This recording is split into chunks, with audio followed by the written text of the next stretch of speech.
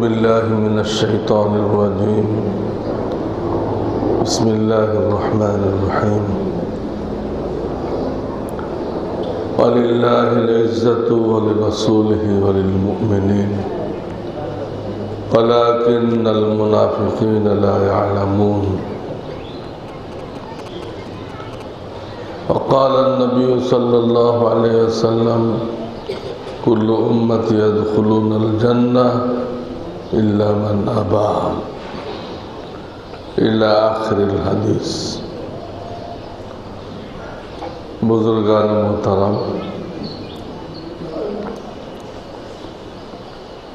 अल्लाहर खास मेहरबानी আমরা এই খালেস दीनी महफिले सुन्नतेर महफिले बसार तौफिक लाभ करेছি আলহামদুলিল্লাহ। আমাদের মাদ্রাসা এখন ছুটি চলতেছে, গত সপ্তাহ ছুটি ছিল প্রথম সাময়িক পরীক্ষার পরে। কালকের থেকে আবার সবক শুরু হয়ে যাবে। আমি যশোর, খুলনা, সাতক্ষীরা ওইসব এলাকা সফরে ছিলাম। একটা না 6 দিনের সফর ছিল আমার।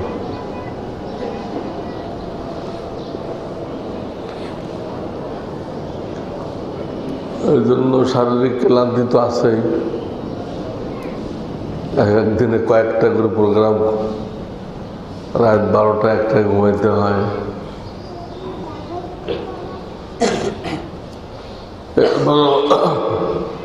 আল্লাহ রাব্বুল আলামিন আমাদের এই নিয়মিত প্রোগ্রামে হাজির হওয়ার তৌফিক দিয়েছেন আমাকে, আলহামদুলিল্লাহ।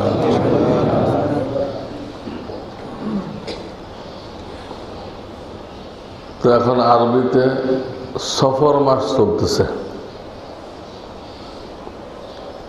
হিজরি বছরের 2য় মাস। এটা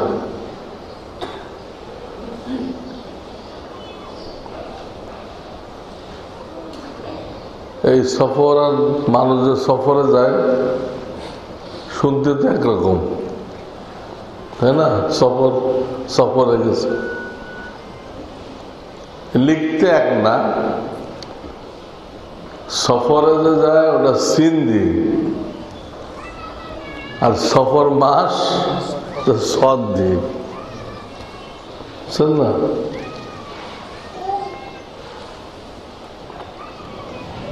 তো এই মাস সম্পর্কে সেই জাহিলিয়াতের জামানা থেকে কতগুলো ভুল ধারণা ছিল, যা এখনো চালু আছে, কাফেররা চালু রাখছে। ওইগুলো আমাদের ভিতরেও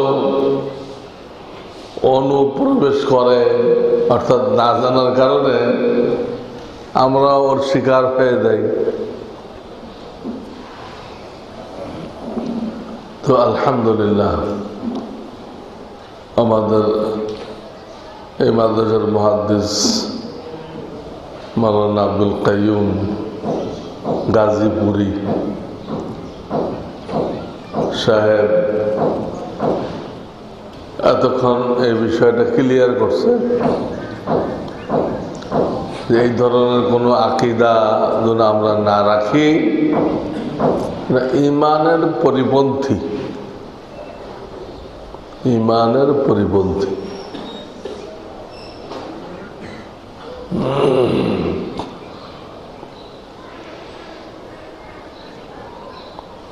আলোচনায় সম্ভবত আসছে হুদায়বিয়ার কিচ্ছা।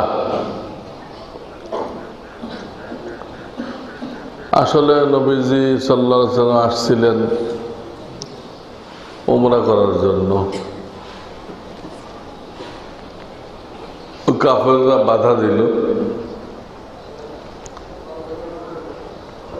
তো হুদায়বিয়ার মাঠে ওনারা থাকলেন তাঁবু গেড়ে।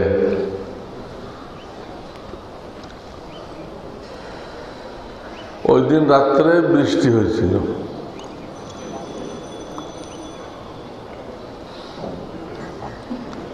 তো ফজরের নামাজ পড়ে প্রিয় নবীজি সাল্লাল্লাহু আলাইহি সাল্লাম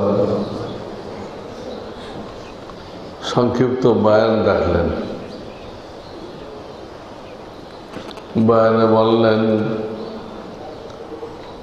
যে রাত্রে যে বৃষ্টি হয়ে গেছে, এই বৃষ্টির পরে কিছু লোক মুমিন রয়ে গেছে, কিছু লোক ঈমান হারা হয়ে গেছে, কাফের হয়ে গেছে। পরে ব্যাখ্যাও করলেন, যারা বলা বলি করেছে যে অমুক নক্ষত্রের পরিবর্তনের কারণে এই বৃষ্টিটা হয়েছে, নক্ষত্রের পরিবর্তনের কারণে। জ্যোতিষীরা এগুলো দেখে, জ্যোতিষী তারা দেখে। তো এই কথা যারা বলেছে তাদের ঈমান নষ্ট হয়ে গেছে। আর যারা বলেছে আল্লাহর হুকুমে বৃষ্টি হয়েছে, আল্লাহর হুকুমে, তাদের ঈমান ঠিক আছে, তাদের ঈমান সহিহ।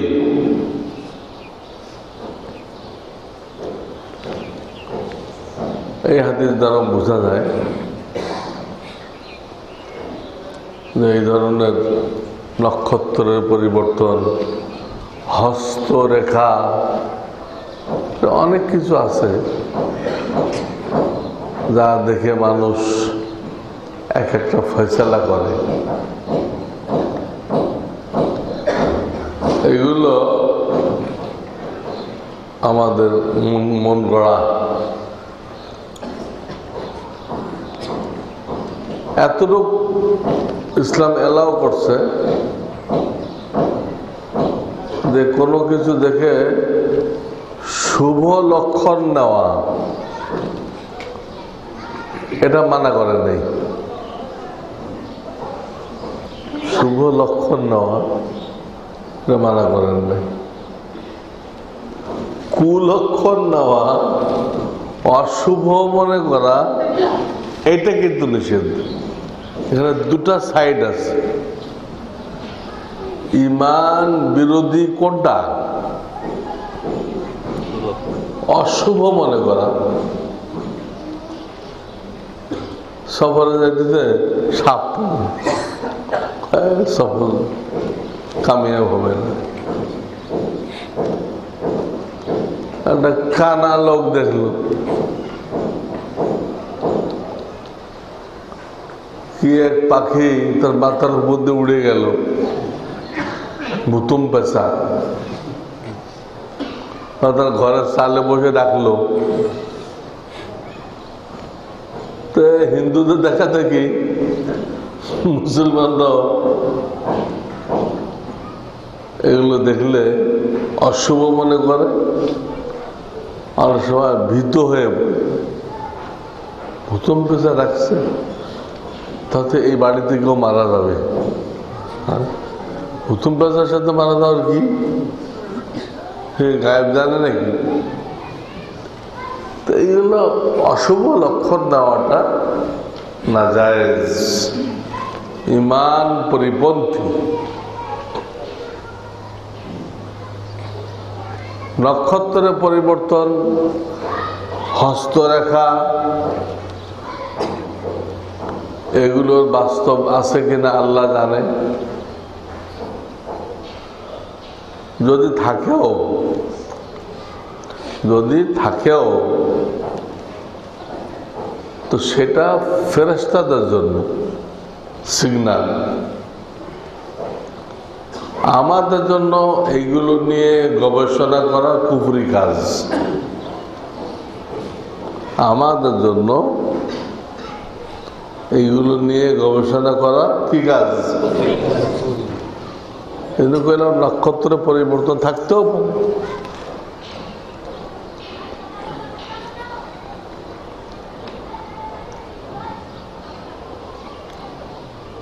হেরাকেল আসছিল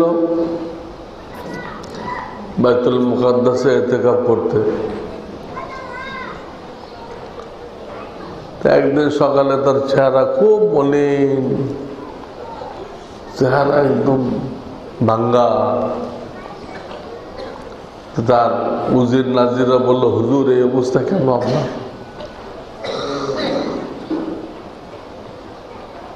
তো উনি বললেন, আমি তো প্রত্যেক দিন এক টাইমে নক্ষত্রের পরিবর্তন দেখি। তো গত রাত্রে যে পরিবর্তন দেখলাম তার তো আমি বুঝতে পারছি মালিকুল খিতান কদ জহার, মালিকুল খিতান কদ জহার। খতনা করনে ওয়ালাদের বাদশাহ পৃথিবীতে জয়ী হয়ে গেছে। খতনা আমরা খতনা করি না? হ্যাঁ, এই খতনা তো আজীব জিনিস। মেওয়াতে একবার অনেক লোকজন খ্রিস্টান হয়ে গেছিল। মেওয়াতে আমাদের দেওবন্দি মুরব্বীরা গেলেন। এখন তো অহরহ হইতেছে এই যে এলাকায়, বর্ডার এলাকায়, কিন্তু আমরা যাই না, খবর নেই না। নবীদের এত কষ্ট করা উম্মত, এত কষ্ট করে উম্মত তৈরি করে গেছে, আজকে কয়েকটা টাকার বিনিময়, 1.5 কাঠা জমির বিনিময়ে তারা মেহমান হয়ে যেতেছে। এই কালীগঞ্জ থানায় যান, টঙ্গীর পূব পাশে এক সাইজের হাজার হাজার ঘর দেখবেন, আর এক সাইজের 1.5 কাঠার উপরে টিনের ঘর। ওর এক এলাকার নাম তুমলিয়া মিশন। বিভিন্ন জায়গায় যারা খ্রিস্টান হয়ে গেছে ওদেরকে ওখানে ঘর দেওয়া হয়। তারা জানে না ইমানের দাম কত। যারা বরাবর ইমানের দাম কোন আমল নেই। আর দুনিয়া ও আশরাতম সালিহা, এই দুনিয়া আর এই দুনিয়া সমান আরো 10 দুনিয়া। এত বড় জান্নাত, বালুকণা ইমান যদি কারো থাকে, যার নিচে আর নেই, 11 গুণ। এই দুনিয়া সমান 11 গুণ এলে ইমানের দাম। আর এই লোকগুলো সেই ইমান বিক্রি করতেছে 1.5 কাঠা। 1.5 কাঠার বিনিময়।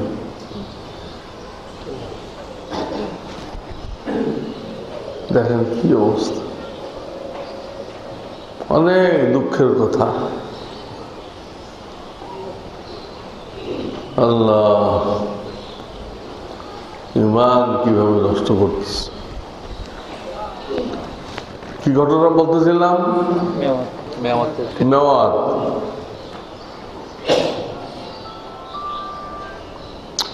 তারা খ্রিস্টান হয়ে গেছে। আমাদের দেওবন্দি একেবারে দেয়, তাদেরকে বুঝাইলেন,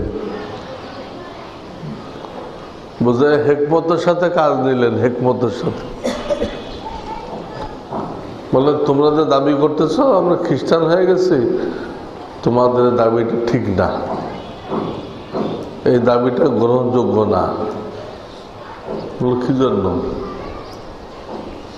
বললো এই জন্য যে মুসলমানি तुम्हारे साथ लगी हुई है, मुसलमानी तुम्हारे साथ लगी हुई है। তোমাদের ছোটকালে খতনা হয়েছে না? কাহা হয়েছে তো কত তো মুসলমানি তো তোমাদের সাথে লাগাই রয়েছে। খ্রিস্টান কেমনে হইলা? ওরা মিথ্যা কথা বলছে, তোমরা কোনোদিন খ্রিস্টান হইতে পারবে না, মুসলমান তোমাদের সাথে জয়েন্ট হয়ে গেছে।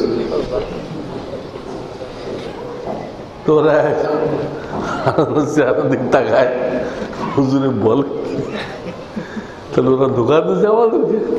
হ্যাঁ, ধোকা দিচ্ছে তোমাদেরকে, তোরা সব মুসলমান। ওরা সব আবার ফিরে আসছে, সব ফিরে আসছে। তখন মুসলমান থেকে আলাদা হয় যাবে না। মুসলমানিত্ব তার বডির সাথে লাগানো, এমন মেশিন ফিট করা যে না আর কি হবে না, খ্রিস্টান হবে না। এই কথাটা তাদের মাথায় ধরছে। আল্লাহ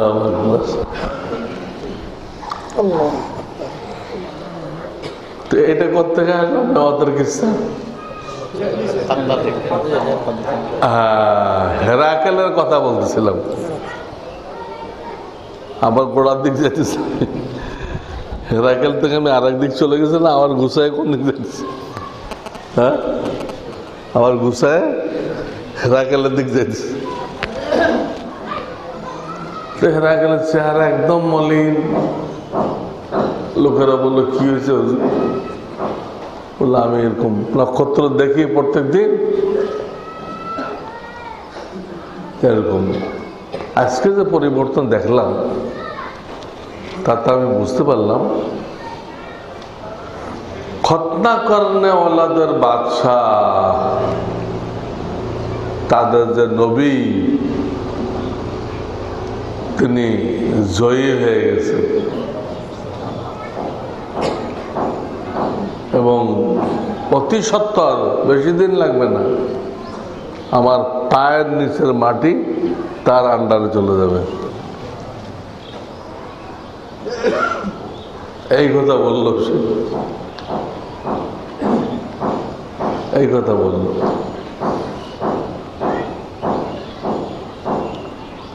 এর মধ্যে খবর আসলো যে একটা লোক চিঠি লয়ে আসছে। একটা লোক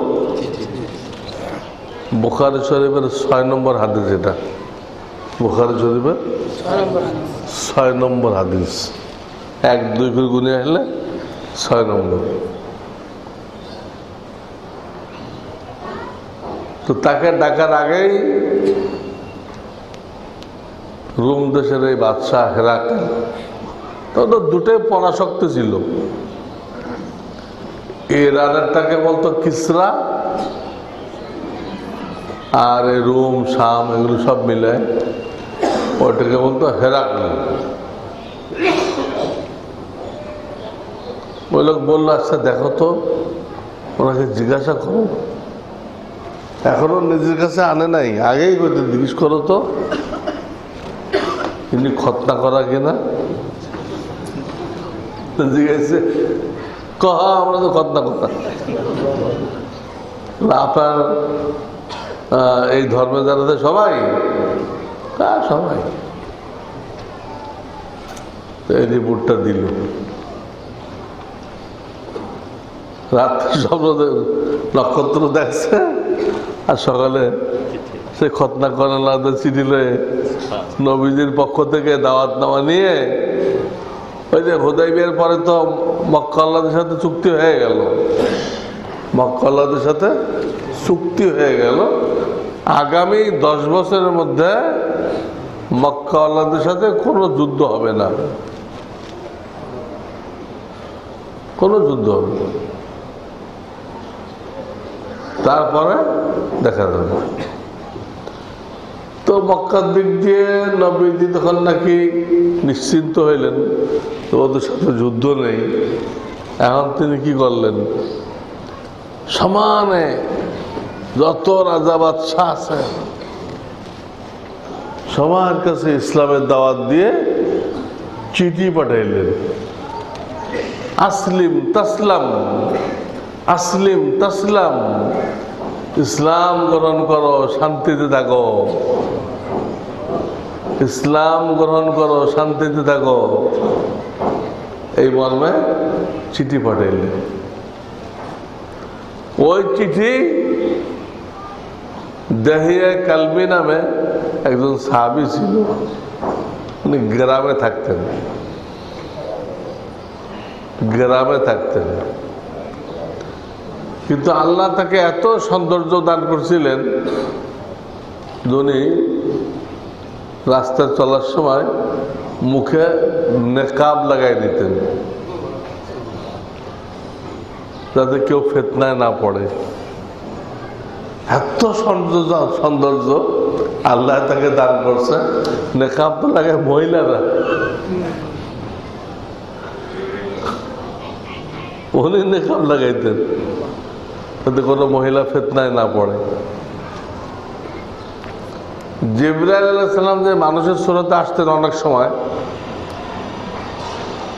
তখন কিন্তু এই সাহাবীর সুরতে আসতেন, দেহিয়া কালবি, দেহিয়া কালবি। ওই গোত্রের কোন পূর্বপুরুষের নাম কালব, ওই কবিলার ওই বংশের পূর্বপুরুষের কারোর নাম কি ছিল? কালব।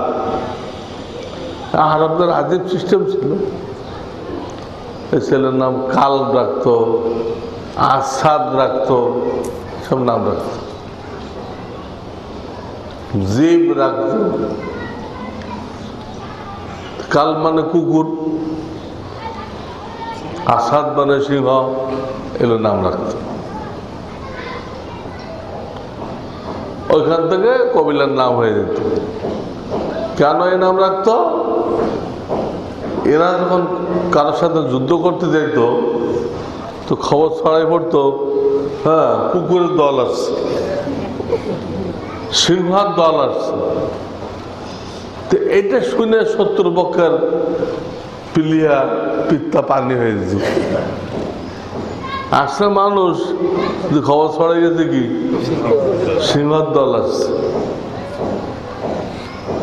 জিবরিল আলাইহিস সালাম ইনার সুরত আসতেন, এই দেহিয়া কালবি। উনি এই চিঠিটা নিয়ে গেছিলেন। তো তাদের ঘরে বাংলা বুখারি আছে, কিন্তু পাবলিকদেরকে আমরা পড়তে মানা করি, যেহেতু পড়লে গুমরাহ হওয়ার সম্ভাবনা। হাদিস একা বোঝা যায় না, হাদিস একা বোঝা যায় না, তর্জমা করলেও বুঝবেন না। এই সফরে আমার একটা মাহফিল ছিল সাতক্ষীরা, এখানে প্রায় 100-র মধ্যে ধরেন 90 জনই মওদুদি জামাতের লোক। এটা যে গুমরা এটা তারা জানে না, তারা সরল দিলে এটা ইসলামী পার্টি, তাদের বিশ্বাসের নৌকটকতে এটাই ভালো।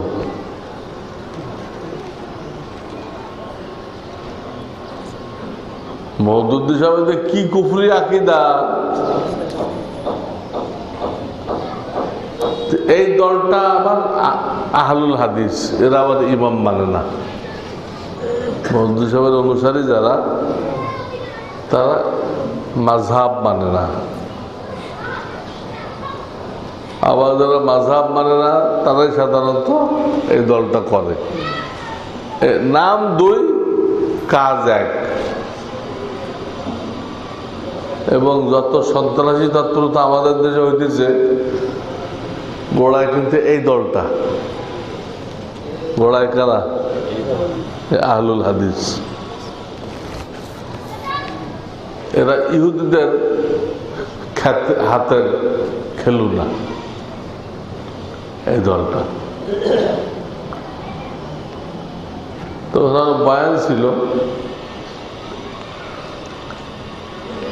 তো হঠাৎ একটা কিতাব হাতে পড়লো। এক লোকে লিখছে এই কিতাব,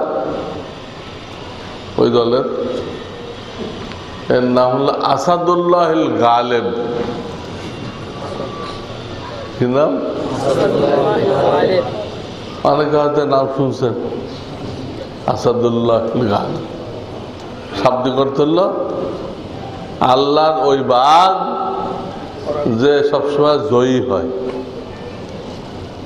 আসাদুল্লাহ মানে আল্লাহর বাঘ, আর গালেব মানে জয়ী হয়, তার লেখা বই। আমি হঠাৎ এক জায়গায় বের করছি, হেডিং সামনে পড়লো সকল প্রকার নামাজের জন্য সূরা ফাতিহা পড়া জরুরি, আবশ্যক, সকল প্রকার নামাজের জন্য।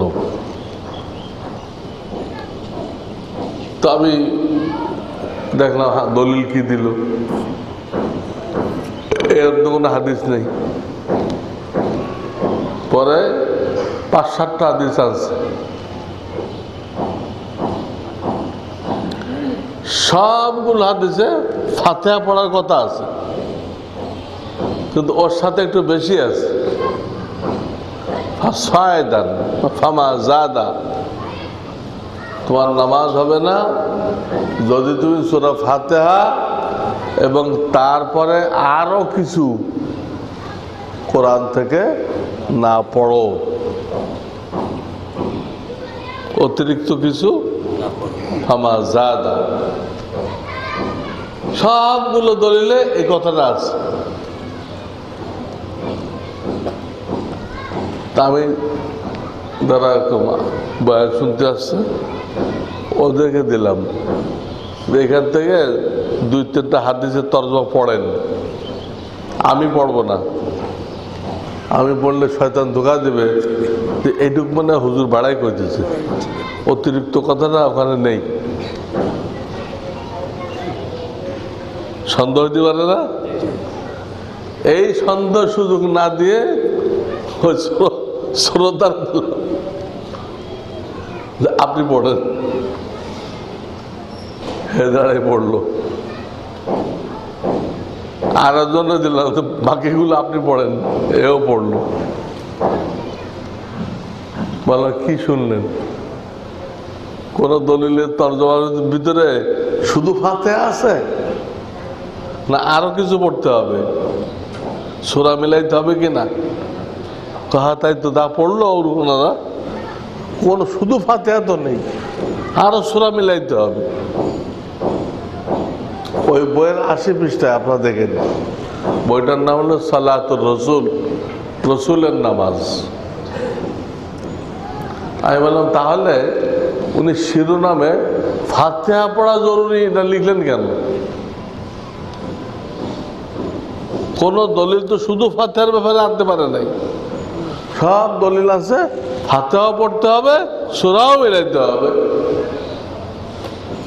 তো দলিলে এই অংশটা উনি শিরোনামে আনে নাই কেন? এটা আপনারা কেউ পারলে জবাব দেন। আমার সামনে দিলে তারা তো ওই দলের লোক, আর কেউ তো কিছু করে দিবেন। দেখেন কত বড় ধোঁকাবাজি করছে, কত বড় ধোঁকাবাজি সে করছে। হাদিস আছে ফাতিহা পড়তে হবে, সূরা মিলাইতে হবে, কিন্তু সূরা মিলানোর কথা একবারও বলতেছে না, খালি করতেছে ফাতিহা ছাড়া নামাজ হবে না। দলিল কই? দলিল তো ফাতিহা আছে, সূরা মিলানো আছে। তাই বললাম যে ওই লোকের খবর দেন, ওই লোক রাজশাহী বিশ্ববিদ্যালয়ে পড়ায় আর আমি ঢাকা বিশ্ববিদ্যালয়ে পড়াই।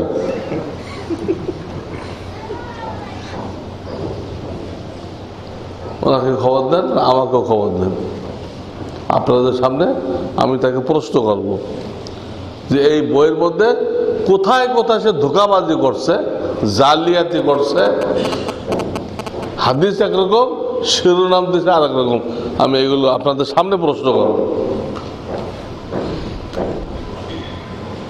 আমি চ্যালেঞ্জ করে এসেছি।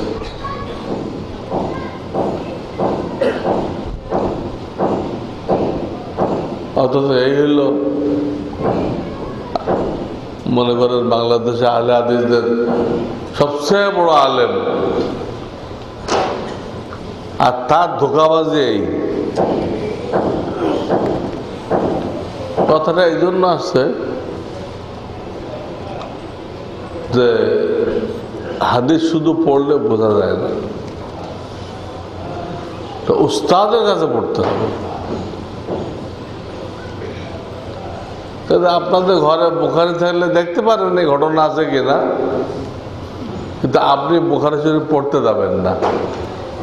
এই জন্য যাবেন না, এর মধ্যে অনেক হাদিস আছে যা সহিহ হাদিস, কিন্তু আমল করা যাবে না, আমল করা হারাম। এই জন্য যে এটা রহিত হয়ে গেছে। কোন এক যুগে ছিল, পরবর্তীতে কি হয়েছে? রহিত হয়ে গেছে। যতই বুখারীতে থাকুক আর সহিহর দিক দিয়ে সর্বোচ্চ সহিহ হোক, এটাই আহলে হাদিসের ধোঁকা। সহিহ হাদিস মানতে হবে, সহিহ হাদিস মানবেন না কেন? এইটা ওদের ধোঁকা, এইটাই ধোঁকা।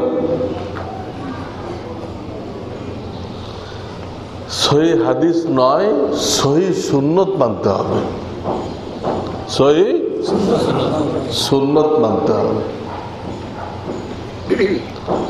হাদিসের কিতাব থেকে বাছনি করে যেগুলো বহাল আছে, রহিত হয় নাই, নবীদের সাথে খাসও না, নবীদের সাথে যদি খাস হয় সহিহ হাদিস হবে, কিন্তু আমল করা যাবে না। নবীদি একসাথে 11টা বিয়ে করছে, সহিহ হাদিস। আমরা 11টা বিয়ে করতে পারবো?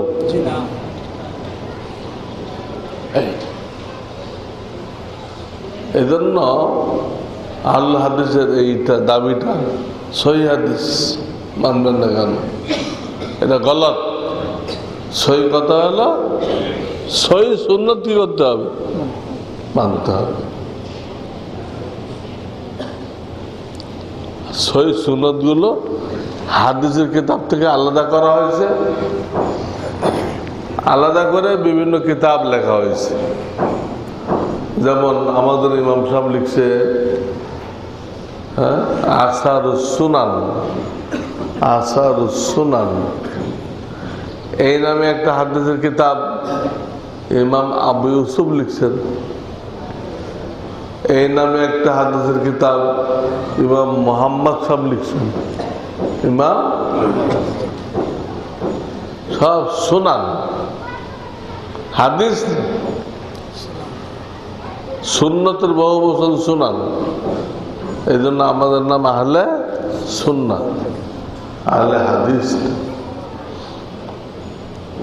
এই জন্য সাধারণ মানুষকে আমরা মানা করি যে আপনি একা এটা পড়তে যাবেন না, পড়তে হলে কোনো আলেমের তত্ত্বাবধানে পড়েন, যিনি রহিতগুলো আপনাকে ধরে দেয়, রহিতগুলো ধরে দেয়। তা না হলে ওলামাদের সাথে ঝগড়া লাগাবে, ঝগড়া লাগাবে। তো যাই হোক, এই মাস সম্পর্কে যে কথা ছিল এটা বলা হয়ে গেছে যে শুভ লক্ষণ নেওয়া যাবে, কুলক্ষণ। শুভ লক্ষণ স্বয়ং রাসূলুল্লাহ নিছেন। এই যে হুদাইবিয়ার ঘটনা বললাম, বৃষ্টি হওয়ার পরে বললেন এক গ্রুপ কাফের হয়ে গেছে, এক গ্রুপ মুমিন রয়ে গেছে। এরপর তো কাফের নেতারা একের পর এক আসতে লাগলো। আপনি ফিরে যান, আপনাকে ঢুকতে দিব না। আর নবীজি খালি বলতেছেন আমি তো যুদ্ধ করতে আসি নাই, আমি খালি বাইতুল্লাহ 7টা চক্কর দিব, চলে যাবো, তোমাদের অসুবিধা কি? বাইতুল্লাহ 7টা চক্কর দিব, সাফা মারওয়ায় সাই করবো, চল। আর ওরা মানতেছে না, ওরা মানে না। ওরা বলতে এটা আমাদের নাক কাটা যাবে, কারণ বিভিন্ন যুদ্ধে আমরা হারছি, এখন আপনাকে ঢুকতে দেয়, দুনিয়ার লোকেরা বুঝবে যে আরবদের আর কোনো অস্তিত্ব নেই, কুরাইশদের কোনো অস্তিত্ব নেই, যে আসে পেছ লাগায়। এরকম করতে করতে একটা নেতা আসছে, এর নাম সুহাইল। সুহাইল সাহালুন থেকে আসছে। সুহাইলের মূল শব্দ কি? সাহলুন। সাহালুন মানে কি? সহজ। সাহালুন মানে কি? আল্লাহুম্মা লা সাহলা ইল্লা মা জাআলতাহু সাহলা। আল্লাহ, কোনো কাজ সহজ নেই, তবে তুমি যেটাকে সহজ করে দাও ওটা সহজ। তুমি যেটাকে সহজ করে দাও ওটা সহজ। ওই লোক আসলে কিন্তু নবীজি বলছিলেন যে সোহেল যখন আসছে তাহলে এখন ফয়সালাটা সহজ হয়ে যাবে। ওর নামের থেকে নিছেন, ওর নাম সোহেল। হ্যাঁ, তো কাম কি হবে? সহজ হয়ে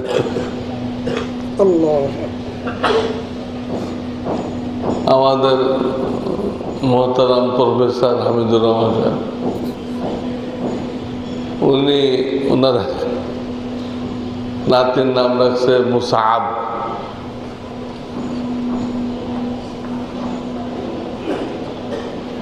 এর শাব্দিক অর্থ হলো কঠিন। সাবন, সাবন মানে খুব কঠিন। তো এখানে পড়ে, উপরে জামাতে পড়ে, অসুস্থ থাকে 12 মাস।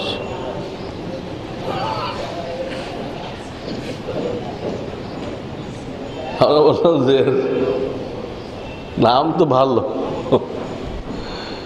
কিন্তু এই নাম তো বরদাস্ত করতে পারতেছে না, পাল্টাই দেন। সব ভালো, সব লোক বরদাস্ত করতে পারে, সব ভালো, রোগ শোক তো ভালো, বছরকে বছর ইবাদত করে যা সব না পাওয়া যায়, ছোটখাটো রোগে তার থেকে বেশি সব পাওয়া যায়। তারপরে তো শরীয়ত কইছে আল্লাহকে সুস্থতা চাও, ওষুধ খাও, এত ভালো, কিন্তু আল্লাহ বান্দায় কষ্ট করুক দীর্ঘমেয়াদী, আল্লাহ চান না। এই ছেলেটা কষ্ট করতেছি, আমরা প্রস্তাব দিলাম, উনি বললেন ঠিক আছে তাই করে দেন। উনিও বললেন যে ঠিক আছে হুজুর, তাহলে ওর নামটা চেঞ্জ করে দেন। তো পরে তাহলে ওর নাম ই রাখেন, হ্যাঁ সোহেল রাখেন, সোহেল, সহজ হয়ে যাবে। নাম পাল্টাই দেওয়া হলো। অনেকে মনে করে যে নাম পাল্টাই দিলে আবার আকিকা করতে হয়, এটা সহি না। কোনো কারণে নাম পাল্টাই দিলে আবার আকিকা করা লাগবে না, আগেরটাই যথেষ্ট। এখন মাশাআল্লাহ সুস্থ, এখন অসুস্থ হুবহু এই ঘটনা ঘটছিল হাকিমুল উম্মতের দরবারে। এক লোক তো ছেলে আছে, হুজুর 12 মাস অসুস্থ, চিকিৎসা করতে করতে ফকির হয়ে গেলাম। কি নাম রাখছে?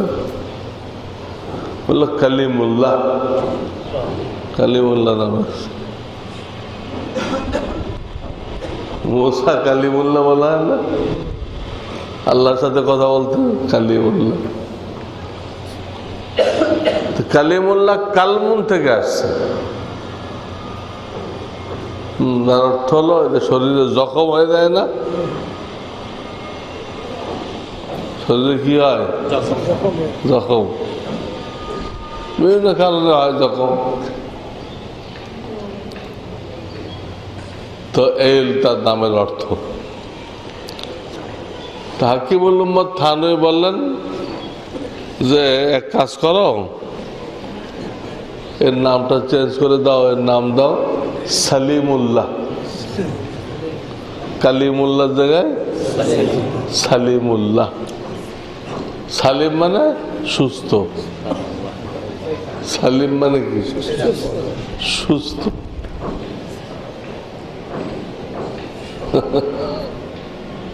আল্লাহর পক্ষ থেকে সুস্থ থাকে।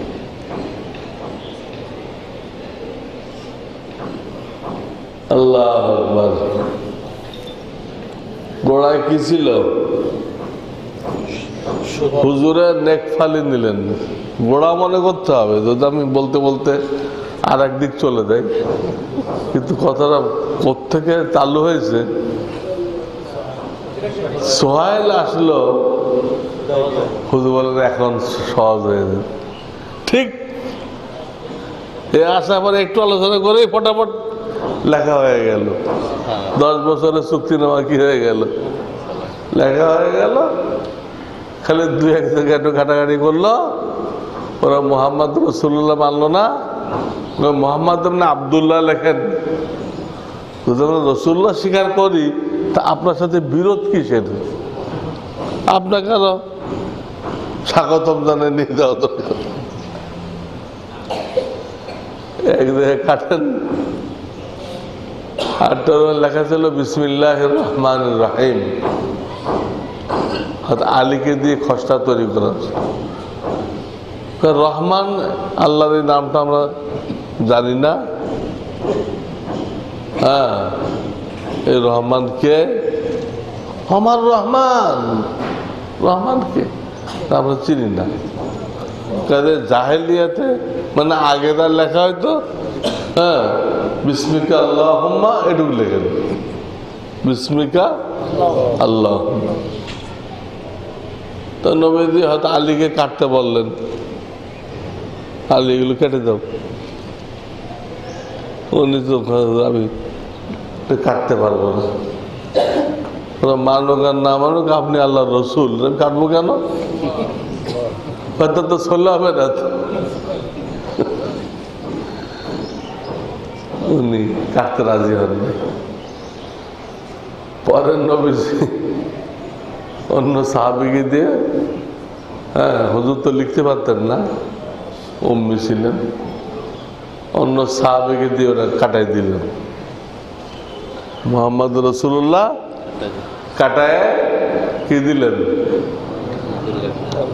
হ্যাঁ, আব্দুল্লাহ। এখন যারা শিয়া, এদেরকে কাফের ফতোয়া দেওয়া হয়েছে। ওরা একটা ঘটনা দিয়ে হযরত ওমরকে কাফের বানায়, আর একটা ঘটনা দিয়ে হযরত আবু বকরকে কাফের বানায়, বলে নাউজুবিল্লাহ। ওমরের ঘটনাটা কি? নবী যখন মৃত্যুসজ্জায়, তখন কাগজ কলম আনতে কইছিলেন, কাগজ কলম নিয়ে আসো, আমি একটা বিষয় লিখে দিয়ে যাবো, তো তোমরা বিভ্রান্তের মধ্যে পড়বা না। তো হযরত ওমর রাজি হয় নাই। ওরা সাধারণ লোকজন আছে, এটা কেউ রাজি না। এই জন্য হুজুর তখন অত্যাধিক অসুস্থ, অত্যাধিক দুর্বল, যে এই লেখাইতে গেলে ওনার অসুস্থতা আরো বাড়বে, এর দরকার নেই। কোরআন যখন পুরা হয়ে গেছে, কোরআনে কারিম কি হয়ে গেছে, আল্লাহুম্মা আকমালতু লাকুম দীনাকুম, তার কি, ওর বাইরে তো কিছু নেই, তাহলে আমরা কষ্ট দিব কেন? আর এক গ্রুপ যারা সাদা সিধা, যারা রাগ হয়ে গেছে, আরে নবীজি করতেছে, তোর নবীজিতে বেশি বুঝো, নবীজি করতেছে কাগজ কলম আনো। তোমার একটু কথা কাটাকাটি হলো, নবীজি অসন্তুষ্ট হইলেন, কোনো নবীর দরবারে কথা কাটাকাটি করা ঠিক না, তোমরা সরে যাও, চলে যাও, চলে গেল।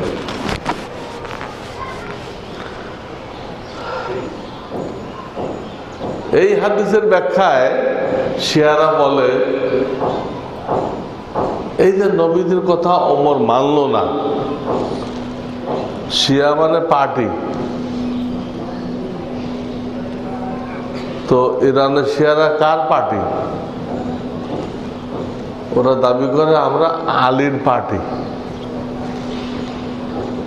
শিয়ারা কার পার্টি? আলীর পার্টি। কখনোই অর্থ বুঝবেন না হয়তো আলী এই পার্টিটা বানায় গেছে, উনি কোনোদিনও বানায় নেই, এরা ফালতু ওনার নামটা ব্যবহার করছে, আমরা আলীর পার্টি। আর কোথায় এক লোক আবার নাম দেয় আমরা মুফতি মনসুর লোকের পার্টি, কই ইচ্ছা মতো কাজ করে, আমার কি করা আছে, আমি তো জানি না এটা, আমার নাম দিয়ে পার্টি বানাইলো, মানে খাম খেয়ালি গুণ। এটা হয়েছে তো পরে। তো ওরা বলে হয়তো ওমর রসুলের কথা মানলো না, না মানার দরুন কি হয়ে গেছে, রসুলের হুকুম অমান্য করার দরুন ওমর কাফের হয়ে গেছে। নাউযুবিল্লাহ। এই শিয়ার এই কথা বলতেছে।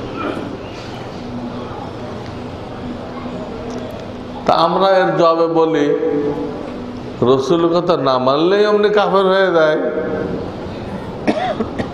তাহলে তোমরা যার নামে পার্টি বানাইছো উনি তো হুদাইবিয়ার সময় রসুলের কথা মানে নাই, রসুল কাছে কাটাও, রসুল্লাহ কাটাও, উনি কাটেন নাই, নবীজি আরেকজনকে দিয়ে কাটাইছে, তাহলে উনিও কাফের হয়ে গেছে।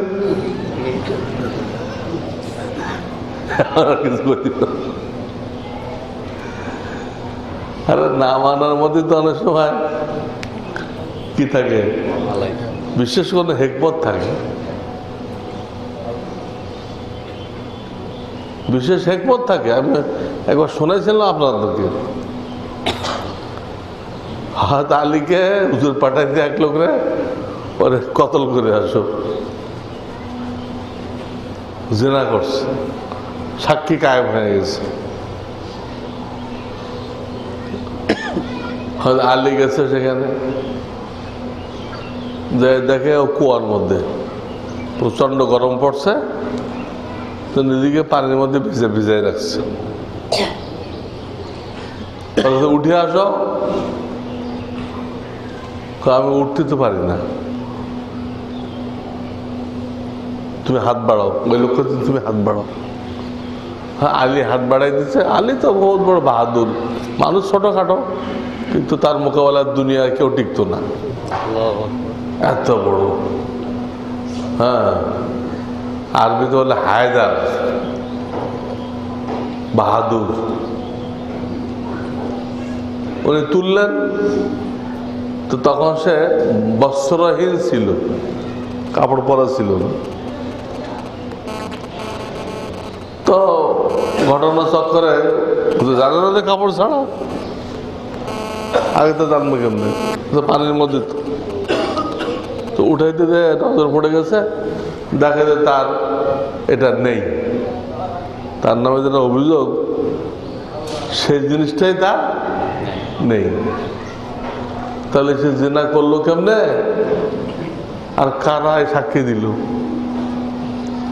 পরে উনি আর তারা কতল করে নাই, কতল না করে আসে রসুল্লাহকে রিপোর্ট দিচ্ছেন, হুজুর এই ঘটনা। তো রসুল তো ওনাকে ধন্যবাদ দিলেন। বাহ্যিক ভাবে উনি রসুলের কথা মানেন নাই, পাঠাচ্ছি তো কতল করতে, কতল না করে চলে এসে রসুল্লাহ লাগ হয়েছে। দেখা যায় সাক্ষীরা মিথ্যা, ও লোকে কাজ করতে পারে না, তার তো সে হাতিয়ারই নেই। এবং এই ঘটনা তো বোঝা যায় যে নবীজি গায়েব জানতেন না, সাক্ষীর ভিত্তিতে ফয়সালা করতেন। নবীজি গায়েব জানতেন না। তো শিয়াদেরকে এইভাবে দমন করা হয় যে তোমরা যদি রসুলের কথা না মানার কারণে, আর মানে নাই কেন, রসুলের মহব্বতে তো মানে নাই, হ্যাঁ না বিরুদ্ধে করছে তো মহব্বত। এই অবস্থায় কষ্ট দেওয়া ঠিক কাফের হয়ে গেছে। কাফের হলে তোমরা তাকে মানো, হেও কাফের হয়ে গেছে, হ্যাঁ তার রাও করে না। তাছাড়া হযরত ওমর যখন খলিফা, তখন তিনি হযরত আলীর একটা মেয়ে ছিল হযরত ফাতেমা থেকে, তার থেকে তার নাম হলো উম্মে কুলসুম। নবীজির এক মেয়ে ছিল উম্মে কুলসুম, তার বিয়ে দিয়েছিলেন উসমান গনির সাথে।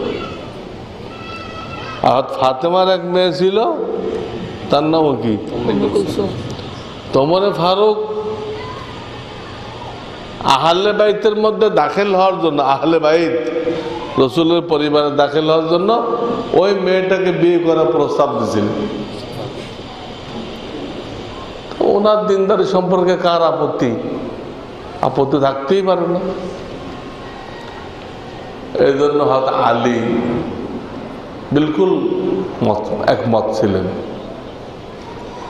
হাসান হুসাইন রাদিয়াল্লাহু তাআলা আনহুমা ওনার একটু বাধা দিলেন, আপনার বয়সে তো মেলে না, ঠিক হবে না। ওনারা নামাজ জাহির করলেন। তখন হযরত আলী বললেন, তা আমার সামানপত্রগুলো দিয়ে দাও, হ্যাঁ আমি আল্লাহর রাস্তায় চলে যাই, আমি আর এই বাড়িতে থাকবো না। তোমরা ছেলে হয়ে আমার কথা মানতে পারতেছো না, তোমরা থাকো, আমি যাই না। পরে আবার তারা পায়ে পড়ছে, পায়ে পড়ে বাপের সাথে কি হয়ে গেছে, একমত হয়ে গেছে। হয়ে উম্মে কুলসুমকে বিয়ে দিচ্ছে কার সাথে? ওমরের সাথে। তো শিয়াদেরকে বলা হলো যে ওমর যদি রসুলের জামানায় কাফের হয়ে থাকে, আলী নিজের মেয়ে কাফেরের সাথে বিয়ে দিলেন কিভাবে? মানে মুসলমান মেয়ে, তার নবী পরিবারের মেয়ে, আলী এবং ফাতেমা থেকে হয়েছে, সেই মেয়ে ওমরের সাথে বিয়ে দিল কিভাবে? জায়েজ হয়েছে? হ্যাঁ, শিয়াদের কাছে কোনো জবাব নেই, কোনো জবাব নেই। এই দুটা ঘটনা দিয়ে আমরা তাদেরকে প্রতিহত করি যে তোমাদের দাবি ঠিক না, হয়তো ওমর কোনো কাফের ছিল না, মুনাফিক ছিল না, এই উম্মতের দ্বিতীয় ব্যক্তি, ফজিলতের দিক দিয়ে এই উম্মতের দ্বিতীয় ব্যক্তি, দ্বিতীয় ব্যক্তি। প্রথম ব্যক্তি আবু বকর সিদ্দিক রাদিয়াল্লাহু তাআলা আনহু। শাহ ওলিউল্লাহ মুহাদ্দিস দেহলভী লিখছেন চারু খলিফার ব্যাপারে প্রশংসা বানিয়ে আসছে। এইগুলো পড়ে আমার দিলের ঝোঁক হয়ে যায় আলীর দিকে। কার দিকে? এই উম্মতের মধ্যে সবচেয়ে ফজিলত হলো আলীর। কিন্তু আল্লাহর পক্ষ থেকে আমাকে সতর্ক করা হয়েছে, না 1400 বছর পর্যন্ত হক্কানি উলামায়ে কেরাম যা বলে আসছে, যা লিখে আসছে, তুমি এর বাইরে যেতে পারবে না। তুমি আবু বকরকে কি বলো? উম্মতের শ্রেষ্ঠ ব্যক্তি, খেলাফতের সিরিয়াল মতো এটা মনে করো। তো ওনার কিতাব উনি লিখছে, আমার দিলের ঝোঁক এইদিকে, কিন্তু আল্লাহ আমাকে সতর্ক করছে কাশফের মাধ্যমে অথবা ইলহামের মাধ্যমে, ওহী তো আসবে না। আর একটা বিষয় উনি লিখছে, উনি তাদের কাছ থেকে বুখারী মুসলিম এগুলো পড়ে আসছিলেন, তারা ছিল শাফি মাযহাবের। উনি ভারতবর্ষে প্রথম হাদিস আনছেন। এদেশে যে কেউ হাদিসের শরৎ বয়ান করবে ওনাকে বাদ দিয়ে হবে না, ওনাকে বাদ দিয়ে হবে না। তো উনি লিখছেন যে আমার দিল চায় কোন দিকে? শাফি মাযহাব মানতে। কারণ আমি যাদের কাছে পড়ছি তারা কোন মাযহাব? উস্তাদদের মাযহাব শাফি, আমার দিলটা চায় শাফি। সব মাযহাব তো সহি, কিন্তু এইখানেও আল্লাহর পক্ষ থেকে আমাকে বাধ্য করা হয়েছে কাশ অথবা ইলহামের মাধ্যমে, তুমি হিন্দুস্তানে আসো। পরে তো দেশে ফিরছে না, পরে দেশে ফিরছে না, ওনার মাজার এখন দিল্লিতে আছে। আমি ওনার মাজার জিয়ারত করছি। উনি ওনার বড় ছেলে শাহ আব্দুল আজিজ, যিনি ইংরেজদের বিরুদ্ধে জিহাদ ফরজ হওয়ার ফতোয়া দিয়েছিলেন, শাহ আব্দুল আজিজ রহমতুল্লাহ আলাইহি, সবার কবর পাশাপাশি। একটা মাদ্রাসা আছে, মাদ্রাসা আমিনিয়া, ওই মাদ্রাসার কাছে। আল্লাহু আকবার। তো উনি বলতেছে আমার দিল চায় শাফি মাযহাব মতো চলতে। আল্লাহ বলছেন না, তুমি থাকো কোন দেশে? হিন্দুস্তান। তখন তো বাংলাদেশ হয় নাই, পাকিস্তান হয় নাই, পুরোটা ভারত। আর এই দেশের মুসলমানরা আগের থেকেই কোন মাযহাব? হানাফি মাযহাব। তুমি যদি মাঝখান থেকে শাফি হয়ে বয়ে থাকো তো তোমার এলেমের দ্বারা এই দেশের মুসলমানদের কোনো ফায়দা হবে না, কোনো ফায়দা হবে না। কাজে এই দেশের মুসলমানদের স্বার্থে তোমাকে অবশ্যই কি হইতে হবে? হানাফি হইতে হবে, হানাফি হইতে হবে। আর উনি বাকি জিন্দেগি সব হানাফি মাযহাব অনুযায়ী ফতোয়া দিচ্ছেন, মসলা বয়ান করছেন, সব কিছু। দিলের খেলাফ আল্লাহ ওনাকে বাধ্য করছে এই দেশে কি হইতে হবে? স্বাভাবিক কথা। এই দেশে কোনো বড় আলেম যদি শাফি হয়ে যায় তো তার দ্বারা আর কোনো খেদমত হবে? পাবলিক এ দেশে শাফি আছে, তোর কাছে ফতোয়া কে নিবে? কে নিবে? কেউ নিবে না। শেষ হই তার এলেম তো চলবে না। এই জন্য আমরা বুঝাই আপনাদেরকে যে আমাদের ছেলেপেলেদেরকে মদিনা ভার্সিটিতে পাঠানো বেকার। আমাদের ছেলেপেলেদেরকে মদিনা ভার্সিটিতে পাঠানো বেকার। কারণ ওইখানে হুকুমাত হলো হাম্বলি। ওখানে যে মাদ্রাসাগুলো আছে মদিনায় দুটা, জামিয়া ইসলামিয়া, জামিয়া তৈয়বা। মক্কা একটা, জামিয়া উম্মুল কোরা, আর ইসে একটা কোন জায়গায়? রিয়াদ। এই সবগুলোতে হুকুমত যেহেতু হাম্বলি, হাম্বলি মাযহাবের কিতাব পড়ানো হয়, বুঝলেন না? তো একটা ছেলে ওই কিতাব পড়ে আসে, এখানে সে কি করবে? সে এই মাযহাব পড়ে এসে ওই মাযহাব কেন খাটবে? কইলে কেউ মানবে?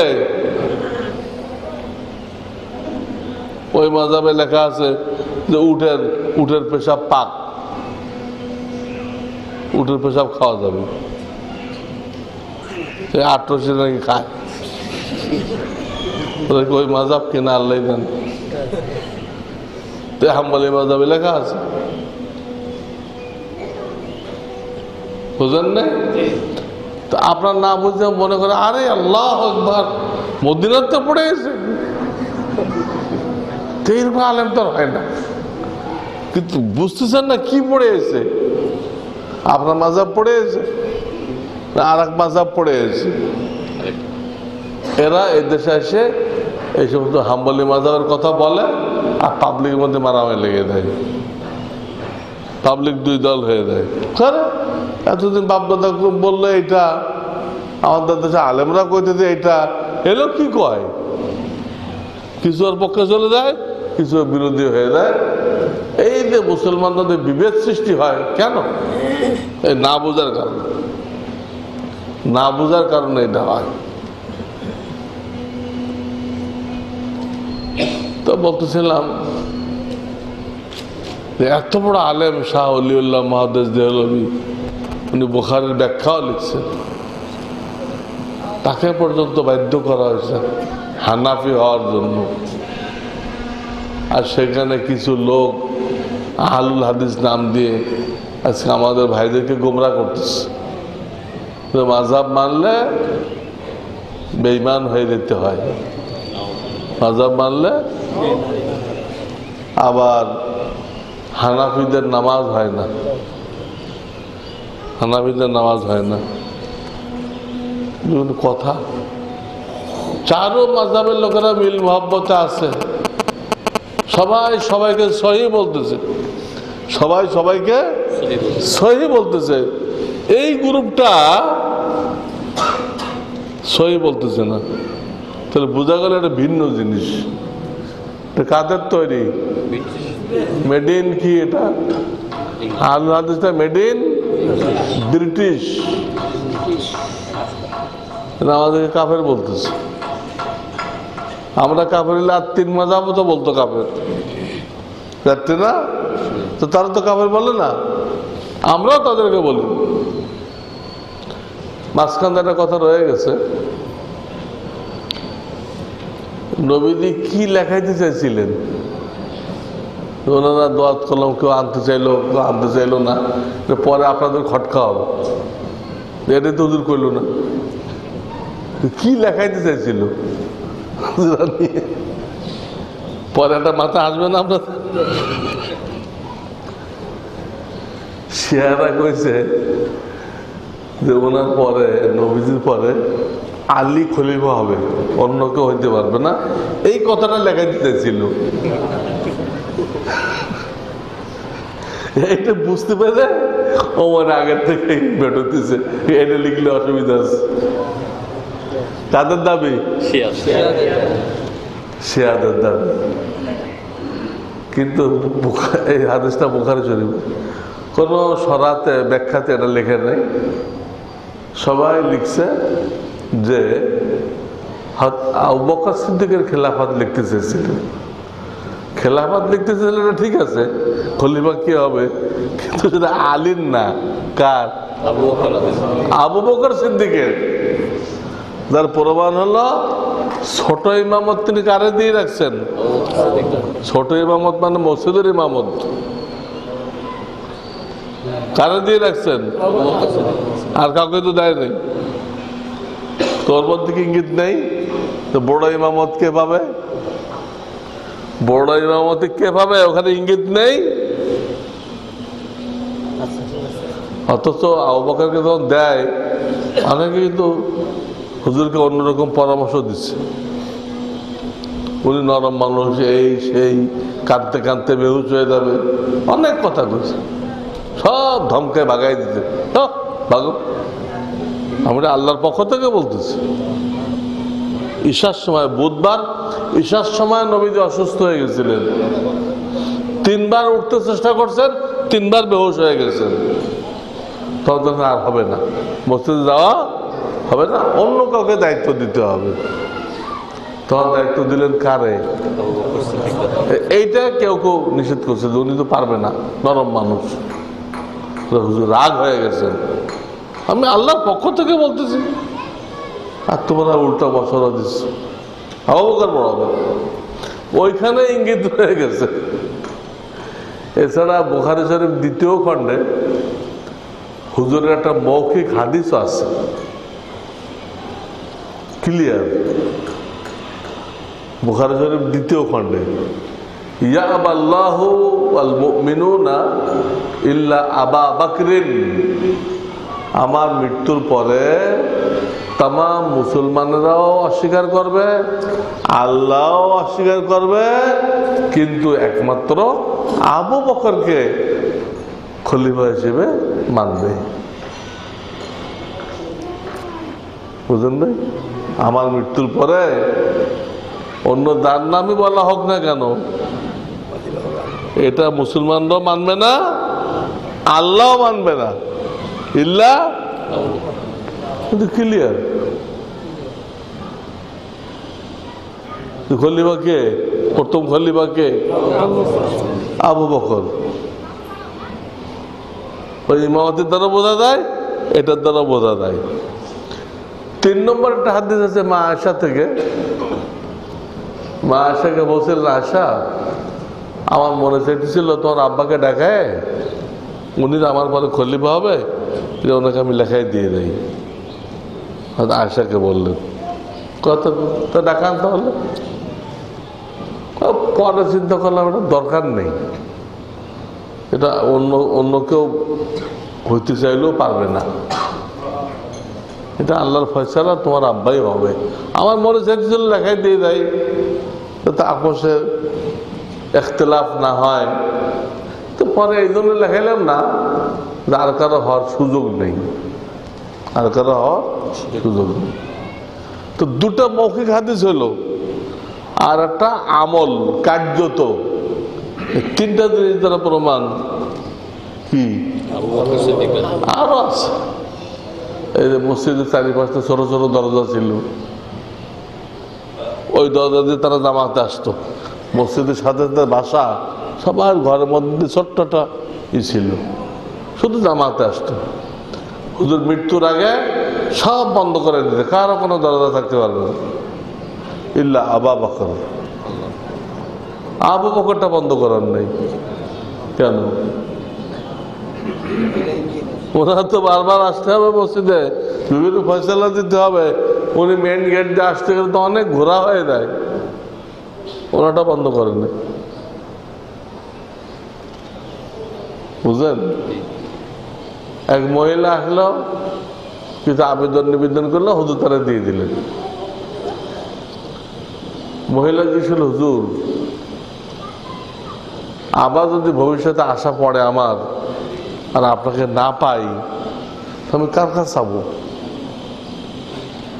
কার কাছে চাবো? আমি আবু বকর কাছে। এরকম ইশারাতে কত হাদিসে আছে তা আমি বলে পারতেছি না। এই উম্মতের প্রথম খলিফা কে? আর শিয়ারা দাবি করতেছে। এসব কথা আগের জামানায় বলার দরকার ছিল না। এখন যেহেতু তারাও মানুষকে শিয়া বানায় দিচ্ছে, এবং শিয়ারা প্রত্যেক জেলা অফিসে অফিস খুলে ফেলছে, খুলে লোকদেরকে শিয়া বানায় দিচ্ছে, ধোঁকা দিচ্ছে। এটা তোমরা মুসলমান, হানাফি সাফি আছো না, হানাফি সাফি আছো না, ওরকম এটা হলো শিয়া মুসলমান। আর কাদিয়ানিরা কইতেছে ওই হানাফি সাফি আছো না, ওরকমই এটা একটা কাদিয়ানি মুসলমান।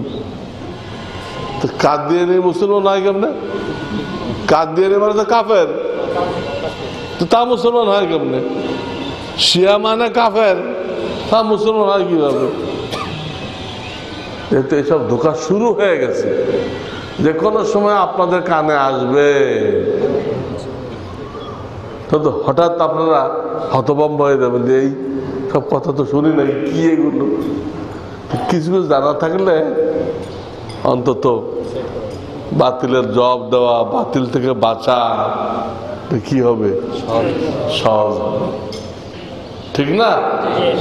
এই জন্য বুখারী শরীফের সবক আপনাদের পড়াইতে হইতেছে, সব বুখারীর সবক, আপনাদের পড়ানোর কথা না। কিন্তু বাতিল যেভাবে চতুর্দিক দিয়ে ঘেরাও করতেছে, এখন যদি এগুলো আমরা লুকায় রাখি, আপনাদের কাছে সাপ্লাই না দেয়, তো মাঠে ময়দানে আপনারা বিপদে পড়বেন। হ্যাঁ, আপনাকে যখন দাওয়াত দেবে তা আপনার পাশে তো কোনো মুফতি সাহেব নেই, আপনাকে লড়তে হবে, কি করবেন? এগুলো সব বাতিল সম্পর্কে কিছু কিছু ধারণা থাকলে অন্তত সে নিজেও বাঁচতে পারে আর 10 ভাইয়ের ঈমান রক্ষা করতে পারে। জরুরি জিনিস এই নামানা ঈমান রক্ষা করার জন্য এই বাতিলদের কথাগুলো জানা, তাদের মতবাদ জানা জরুরি। কথা বুঝছেন না? এই কথাগুলো আসছে কোথা থেকে? আসছে হলো যে অশুভ নেওয়া যাবে না, কিন্তু সোহাইল আসলে রাসূলুল্লাহ শুভ নিছিলেন। তাহলে আমাদের ইসলামে অশুভ নেই, কিছু নেই। যত সাপ যায় যাক, আপনি ব্যবসা করেন, পরোয়াই করেন না। এই মাসেও বিবাহ শাদী করেন, এই মাসেও বিবাহ শাদী করেন, কোনো পরোয়া করবেন না। হিন্দুদের পঞ্জিকার কোনো দাম নেই, 4 পয়সার দাম নেই। নেকফালি নিলে কোনো ক্ষতি নেই, নেকফালি নিলে শুভ নিলে কোনো ক্ষতি নেই, অশুভ নেওয়া যাবে না। আল্লাহ আমাদের সবাইকে হেফাজত করেন।